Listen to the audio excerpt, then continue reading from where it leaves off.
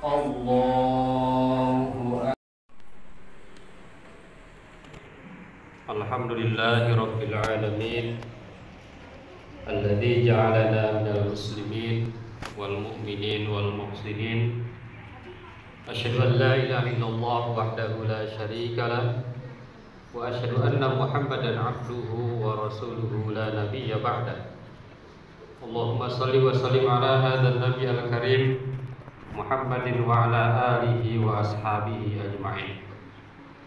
Amma ba'du fa ya ibadallah usikum wa iyaya bitaqwallah wa ta'atihi la'allakum tuflihun. A'udzu billahi minasy syaithanir rajim. Bismillahirrahmanirrahim. Walladzina idza anfaqu lam yusrifu wa lam yaqturu wa kana baina dzalika qawama. Puji syukur kita panjatkan hanya kepada Zat yang Maha Ghafur, yang telah memberikan kesempatan kepada kita untuk terus melakukan kebaikan-kebaikan, untuk terus memperbaiki diri kita, untuk terus meningkatkan kualitas kita. Salawat dan salam mudah-mudahan selalu tercurah kepada baginda Nabi kita tercinta, suri tauladan kita semua, Nabi besar Muhammad sallallahu alaihi wasallam. Suri tauladan beliau sampai kepada seluruh aspek kehidupan, termasuk di dalamnya adalah aspek ekonomi. Jadi kalau kita merujuk bagaimana ekonomi yang baik, itu adalah Nabi Muhammad sallallahu alaihi wasallam. Oleh karena itu, maka pada kesempatan ini khatib ingin mengajak kepada kita semua, marilah kita meningkatkan keimanan dan ketakwaan kita kepada Allah dengan cara marilah kita memperbaiki sistem ekonomi kita, dari mulai sistem ekonomi keluarga, dari mulai manajemen ekonomi keluarga, dan tentunya akan berimbas kepada ekonomi bangsa, ekonomi umat Islam. Dan tentu kita harus mengikuti gaya ekonomi Nabi Muhammad sallallahu alaihi wasallam.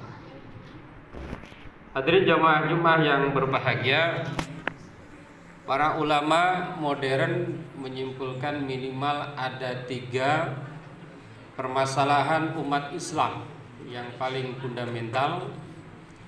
Yang pertama adalah masalah ekonomi. Umat Islam dipandang masih kalah di dalam bidang ekonomi, khususnya pemerataan ekonomi di kalangan umat Islam. Sebagai contoh aja, misalnya saat ini orang terkaya di dunia ini bukan muslim.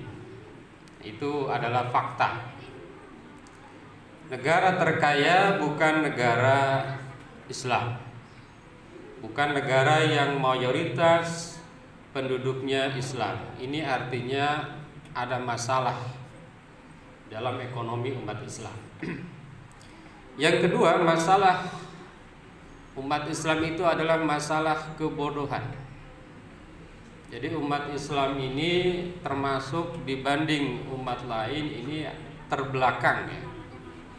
Secara kolektif terbelakang, secara mayoritas terbelakang, meskipun ada 1-2 ilmuwan muslim yang maju saat ini. Padahal di zaman dulu, di zaman keemasan Islam, umat Islam adalah rujukan di dalam pengembangan ilmu pengetahuan dan teknologi. Sebagai bukti misalnya wabah COVID-19 yang mampu mengembangkannya, vaksin dan lain sebagainya, ini masih bukan dari mayoritas umat Islam secara kolektif ya. Dan yang ketiga, problem umat Islam adalah persatuan. Jadi umat Islam ini mudah pecah belah Kadang-kadang hanya perbedaan sedikit gampang diadu domba, dan itulah kelemahan umat Islam. Sebagaimana di dalam hadis juga dikatakan bahwa umat Islam satu waktu jumlahnya banyak, akan tetapi umat Islam itu lemah di dalam persatuan. Mereka gampang diombang-ambing bagaikan buih di lautan. Mudah-mudahan kita tidak termasuk kelompok itu. Kita berusaha untuk menyelesaikan problem-problem dan solusi-solusi. Hadirin jamaah Jumat yang berbahagia, mengenai ekonomi di dalam Islam itu sangat jelas. Meskipun Islam tidak begitu detail menjelaskan tentang ekonomi, tetapi Al-Quran menjelaskan prinsip-prinsip yang sangat penting di dalam berekonomi. Di antaranya adalah bahwa di dalam ekonomi itu ada nilai-nilai prinsip umum yang diperjuangkan. Bagian dari nilai-nilai prinsip umum umat Islam itu ada di dalamnya ekonomi. Prinsip umum itu umat Islam itu adalah satu, menjaga keturunan, kedua, menjaga kehormatan, menjaga kepemilikan, menjaga kebebasan berpikir, dan menjaga kebebasan beragama, yang kita kenal dengan maqasid asy-syariah, al-maqasid asy-syar'iyyah. Jadi tujuan kita beragama itu diantaranya adalah bagaimana agar kita secara ekonomi stabil, menjaga harta kita dan lain sebagainya. Hadirin jamaah Jumat yang berbahagia, dan ekonomi itu di dalam Al-Quran banyak ayat yang menjelaskan. Misalnya adalah ayat Al-Furqan ayat 67. A'udzu billahi minasy syaithanir rajim. Walladzina idza anfaqu lam yusrifu wa lam yaqturu wa kana baina dzalika qawama. Ini ayat menurut Al-Maraghi. Menurut Al-Maraghi ini menjelaskan bahwa ekonomi umat Islam itu harus berlandaskan tadi, yaitu lam yusrifu wa lam yaqtur. Tidak boleh terlalu boros dan tidak boleh terlalu kikir. Itu umat Islam. Jadi boros tidak boleh, kikir tidak boleh, pertengah di dalam berekonomi. Ayat lain yang menurut ulama ini merupakan landasan di dalam ekonomi umat Islam, wa ta'awanu 'alal birri wat taqwa wa la ta'awanu 'alal itsmi wal 'udwan. Bahwa di dalam ekonomi umat Islam itu harus ada namanya saling tolong menolong. Saling tolong menolong di dalam hal kebaikan, dan tidak boleh tolong menolong dalam dosa dan di dalam permusuhan. Hadirin jamaah Jumat yang berbahagia. Jadi kalau ada ekonomi yang bekerjanya tolong menolong, tidak saling merugikan, nah itu sebetulnya itu adalah bagian dari ekonomi Islam. Karena dalam ekonomi Islam ada sistem misalnya bagi hasil antara pemilik modal dan yang tidak punya modal tetapi punya kemampuan bekerja, maka ada bagi hasil. Itu namanya tolong menolong. Hadirin jamaah Jumat yang berbahagia, di dalam Al-Quran memang tidak tampak dijelaskan detail mengenai ekonomi Islam, tetapi para ulama menyebutkan inti bahwa ekonomi Islam itu sumbernya adalah satu, Al-Quran. Tetapi karena Al-Quran tidak rinci, maka boleh saja umat Islam mengikuti penelitian-penelitian modern, asalkan tidak bertentangan dengan nilai-nilai Al-Quran. Yang kedua, konsep ekonomi Islam itu di dalam Al-Quran memang hanya nilai-nilai moral. Jadi nilai-nilai moral di dalam berekonomi Islam itu harus mengikuti dengan landasan Al-Quran Al-Karim. Dan yang ketiga, bahwa ekonomi dalam Islam itu lentur. Jadi kalau ada penelitian baru mengenai ekonomi, Islam bisa mengadopsi itu. Islam sangat lentur, akan tetapi ada pijakan asas, ada dasar-dasar yang tidak boleh lepas dari umat Islam. Apa itu? Yang pertama adalah nilai-nilai tauhid. Nilai ekonomi atau perilaku berekonomi tidak boleh lepas dari tauhid. Yang kedua ada nilai keadilan. Yang ketiga ada nilai kenabian. Dan yang keempat ada nilai keakhiratan.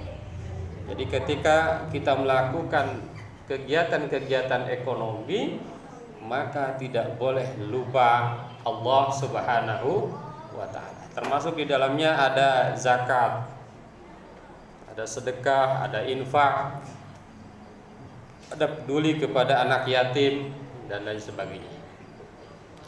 Hadirin jamaah Jumat yang berbahagia. Nah, sekarang ekonomi keluarga. Ekonomi keluarga itu adalah bagian dari ekonomi Islam. Kenapa ekonomi keluarga itu penting? Karena keluarga adalah tiang negara. Kalau diarabkan berarti al-usrah imadul ummah.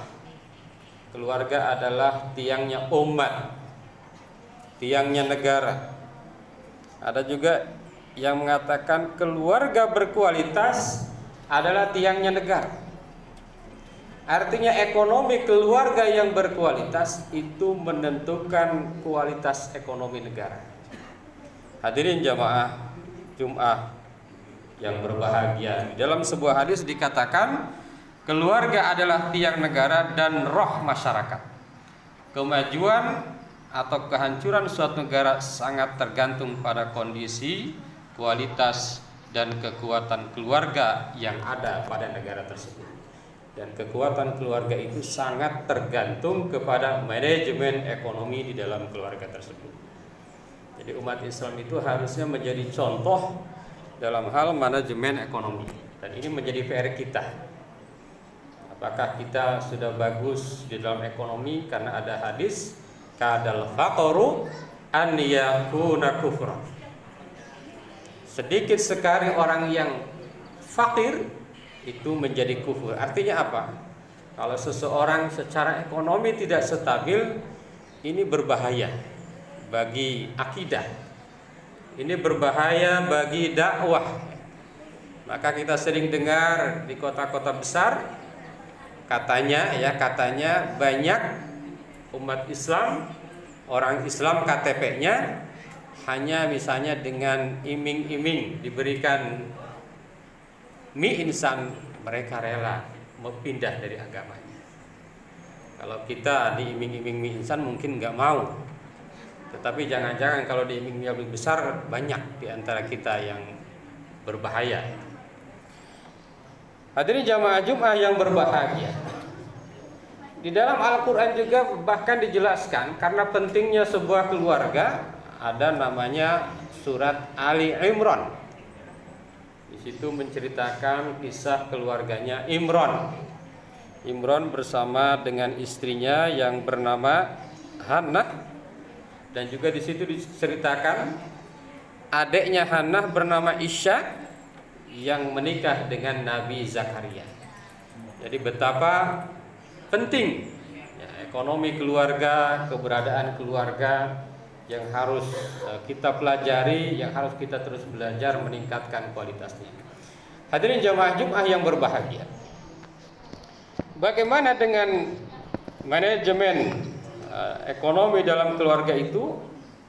Sebetulnya di dalam Al-Quran dijelaskan banyak hal. Misalnya yang pertama, tidak boleh berlebih-lebihan. Misalnya kalaupun kita punya, jangan berlebih-lebihan. Punya mobil misalnya orangnya 1, mobilnya 10, kan berlebih-lebihan. Punya sepeda, orangnya 1, sepedanya 40, bisa aja kan dikasihkan sebagian. Yang kedua, ada prinsip dalam Al-Quran namanya mengkonsumsi itu harus yang halal. Nah, ini manajemen di dalam ekonomi keluarga, kita harus berusaha mencari makanan-makanan yang halal dan baik, halalan thayyibah, halal dan paling berkualitas. Yang ketiga, kita harus berkonsumsi dengan menyebut nama Allah.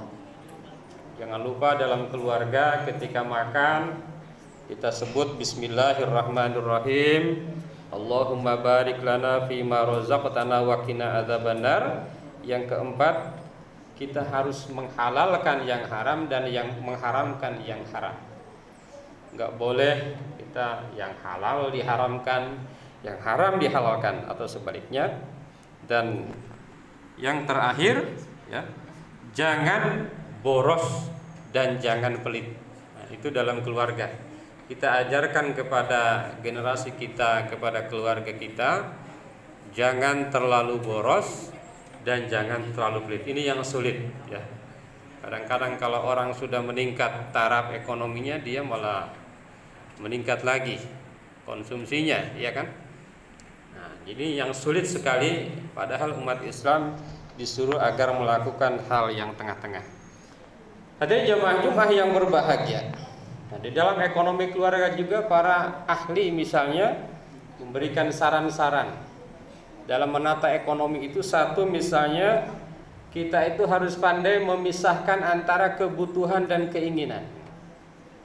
Jadi umat Islam itu adalah umat yang harusnya paling pandai mana kebutuhan, mana keinginan, yang harus diutamakan, mana yang prioritas, mana yang tidak prioritas.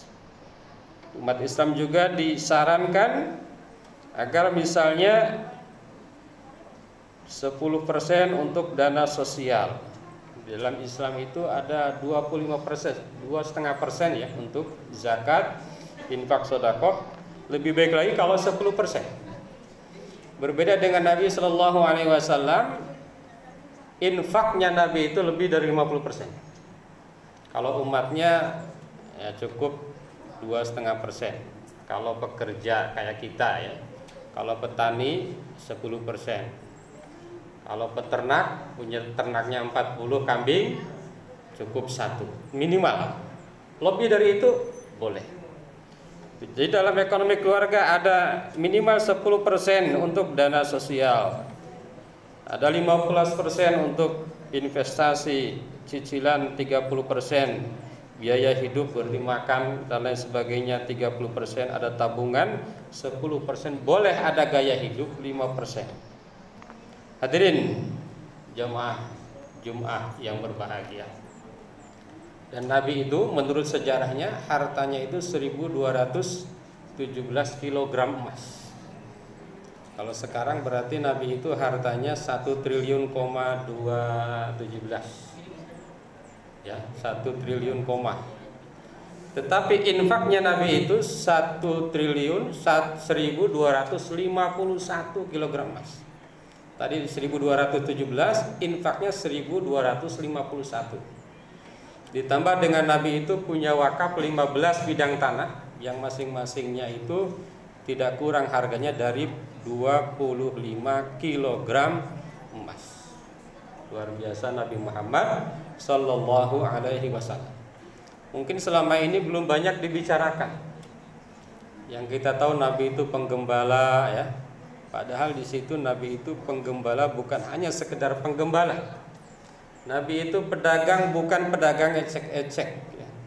Nabi itu pedagang yang ketika usianya 40 tahun Nabi memiliki passive income yang sangat luar biasa. Mudah-mudahan mungkin untuk mencapai seperti Nabi, umat Islam tidak terlalu banyak yang bisa ya.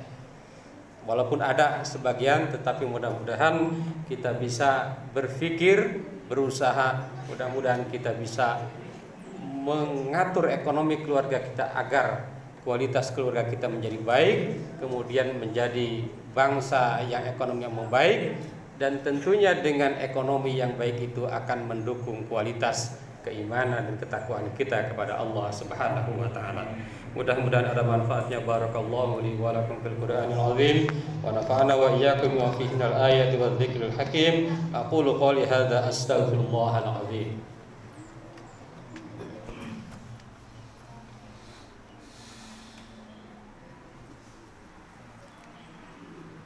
Alhamdulillah alladzi kataba ala nafsihi rahmah wa amarna bimtisali ma'muratihi wa jitinabi manhiyatihi murdadal hayah.